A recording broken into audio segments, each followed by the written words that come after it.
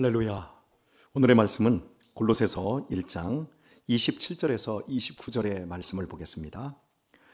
하나님이 그들로 하여금 이 비밀의 영광이 이방인 가운데 어떻게 풍성한 것을 알게 하려 하심이라. 이 비밀은 너희 안에 계신 그리스도시니 곧 영광의 소망이니라. 우리가 그를 전파하여 각 사람을 권하고 모든 지혜로 각 사람을 가르침은 각 사람을 그리스도 안에서 완전한 자로 세우려 함이니, 이를 위하여 나도 내 속에서 능력으로 역사하시는 이의 역사를 따라 힘을 다하여 수고하노라. 아멘.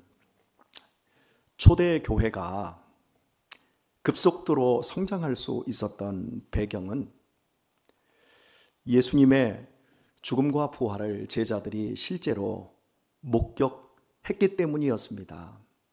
여러분이 잘 아시다시피 예수님의 제자들은 예수님께서 십자가에서 죽기 위해 잡히시던 새벽에 모두 예수님을 떠나고 말았습니다.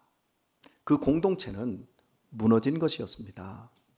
그런데 채 40일도 지나지 않아 제자들이 갑작스럽게 예수님의 부활을 증거하기 시작을 했습니다. 그리고 수많은 사람들이 죽은 예수님을 믿고 따르겠다고 모여들었고, 얼마나 많은 사람들이 순교의 제물로 인생을 종결했는지 모릅니다. 어떻게 무너졌던 예수님의 공동체가 어마어마한 교회 공동체로 성장할 수 있었는가? 답은 딱 한 가지입니다. 죽은 예수님은 부활하신 겁니다. 부활을 목격했던 그 제자들은 목숨을 걸고 예수님이 우리의 구원자라고 외칠 수 있었던 것입니다. 읽은 본문은 그리스도의 남은 고난을 그의 몸된 교회를 위하여 내 육체에 채우겠노라. 그리고 그를 전파하는 일을 위해 수고를 아끼지 않겠다고 비장한 고백이 담겨 있는 본문입니다. 27절을 우리가 다시 한번 살펴보겠습니다. 하나님이 그들로 하여금 이 비밀의 영광이 이방인 가운데 어떻게 풍성한 것을 알게 하려 하심이라. 이 비밀은 너희 안에 계신 그리스도시니 곧 영광의 소망이니라. 우리가 그를 전파하여 각 사람을 권하고 모든 지혜로 각 사람을 가르침은 각 사람을 그리스도 안에서 완전한 자로 세우게 하려 함이니 말씀합니다. 이 비밀은 우리 안에 계신 그리스도라고 말씀을 하고 있습니다. 예수님을 믿는 것은 단순한 사상이 아닙니다. 지적 동의도 아닙니다. 예수님을 믿는 것은 우리 안에 예수님이 들어오시기 때문에 되어지는 일입니다. 그분은 죽으셨을 뿐만 아니라 분명히 살아나셨습니다. 그리고 우리 안에 우리의 주인이 되어 계신 겁니다. 그리고 우리가 그를 전파한다 말씀합니다. 그의 사상을 전파하는 것이 아닙니다. 예수님, 그분을 전파하는 겁니다. 그분은 살아계신 하나님이시기 때문입니다. 그리고 우리가 그를 전파하여 각 사람을 권하고 모든 지혜로 각 사람을 가르침은 각 사람을 그리스도 안에서 완전한 자로 세우려 함이니, 그리스도 안에서입니다. 그리스도를 믿는 사상과 체계 안에서가 아니라 그분 안에서입니다. 모두 예수님의 살아계신 인격, 그 안에서 완전한 자로 세우게 하려 한다라고 말씀을 하고 있습니다. 그렇습니다. 예수님은 살아계십니다. 예수님은 믿는 자 속에서 역사하실 뿐만 아니라 믿는 자를 당신 안에 두시고 우리를 이끌어 가십니다. 실제 우리의 모든 삶은 예수님의 계획, 예수님의 뜻, 예수님의 보호 아래 들어있는 것입니다. 그 안에서 하나님은 우리 각 사람을 아름다운 하나님의 사람으로 세워가고 있다라고 말씀합니다. 그래서 바울은 29절에서 이를 위하여 나도 내 속에서 능력으로 역사하시는 이의 역사를 따라, 내 속에서 능력으로 역사하시는 이 그분의 역사를 따라 힘을 다하여 수고하노라. 바울의 복음 전파 여정은 바울 혼자만의 수고, 비장한 결심과 엄청난 노력의 결과가 아니었습니다. 그 안에서 능력으로 역사해 주시는 분이 있었던 것입니다. 그분은 누구입니까? 예수님이십니다. 사랑하는 교우 여러분, 복음의 핵심은 예수님이시고, 복음을 이루시는 분도 예수님이시고, 복음을 진행시키시는 분도 예수님이십니다. 이걸 놓치시면 안 됩니다. 그리스도의 남은 고난이 있는데 교회를 세워가는 고난을 의미합니다. 그 고난조차 내가 수고하는 것 같지만 실은 내 안에서 역사하시는 예수님께서 그 일들을 함께 이루어 가고 있다라고 하는 사실입니다. 제가 요즘 읽고 있는 책 가운데 이런 대목이 있어서 함께 나누기를 원합니다. 제가 한번 읽어드리도록 하지요. 팝의 전설 마돈나는 성공의 유혹을 이렇게 표현했다. 나는 엄청난 의지의 소유자이지만 여태껏 내 모든 의지는 늘 끔찍한 열등감을 극복하는 데 있었다. 열등감의 주문을 깨면 당장은 특별한 사람이 되지만 다시 무대에 서면 내가 평범하고 재미없어 보인다. 늘 그 반복이다. 내 삶의 동력은 평범함에 대한 아찔한 두려움에서 온다. 그것이 늘 나를 몰아가고 또 몰아간다.